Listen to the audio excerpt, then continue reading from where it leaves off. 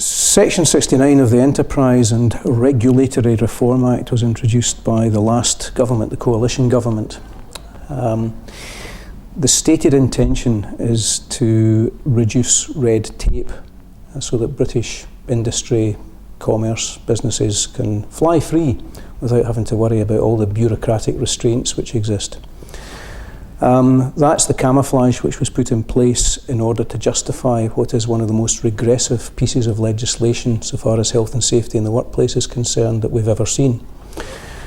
You have to go back about 150 years to understand the importance of this, because what happened back in Victorian times was that the courts held that if an employer was in breach of a criminal piece of legislation which protected their workforce, then that automatically gave rise to civil liability on the part of that employer for a particular accident. And that's been the way of our law ever since, until Section 69 came along.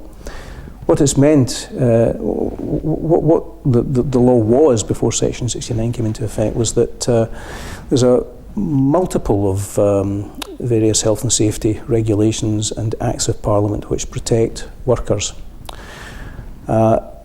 I could rely on a breach of one of those acts of Parliament or one of those regulations to establish liability, and do it fairly quickly without having to look at a huge range of evidence in order to establish whether or not an employer had been negligent. What Section 69 did was sweep all that away. Specifically, it was introduced by Vince Cable, who was then Secretary for Business in the House of Commons, and he did it in an extremely surreptitious way. There was no proper consultation, there was no real notice that this was going to be done. It wasn't in the coalition agreement, it wasn't in either the Liberal Democrats or the Tories manifesto. It was simply brought in under the radar at the report stage in the House of Commons when this enterprise bill was going through. The bill was addressing a whole range of different topics. It wasn't specifically about health and safety, it was looking at setting up a green bank, making changes to copyright law, merging the Monopolies Commission and the Competition Commission, and other such multifarious things. So what was done was, at a relatively advanced stage in the bill's life through Parliament, was the word "not" was introduced to the Health and Safety at Work Act, Section 47.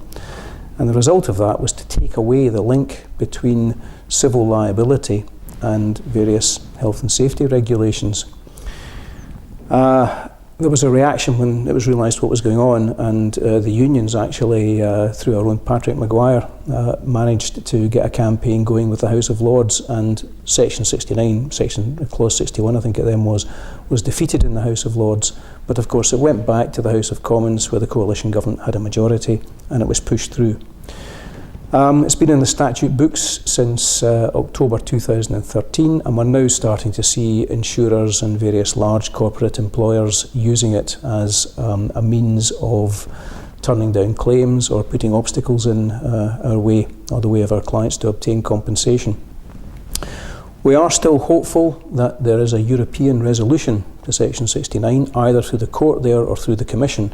The STUC has worked tirelessly to campaign with the European Commission to challenge Section 69, because there's no doubt that it is unlawful under European law. And that campaign continues. In the meantime, we are going to have to see what the courts do with it. But what we know is that if we have to try and establish negligence as opposed to strict liability because of Section 69, we're going to have to lead more evidence than we do at the moment. There will be more debate in front of the courts, and it will be more expensive, both in terms of running cases and, ironically, for the insurance companies who are having to defend these cases. So, all in all, it's a piece of political legislation which I think was introduced mainly at the behest of the Tories, although the instrument that was the means by which it came onto the statute book was a Liberal Democrat Secretary of State and his Minister, Joe Swinson, both of whom have lost their seats in the last election, most deservedly in my view.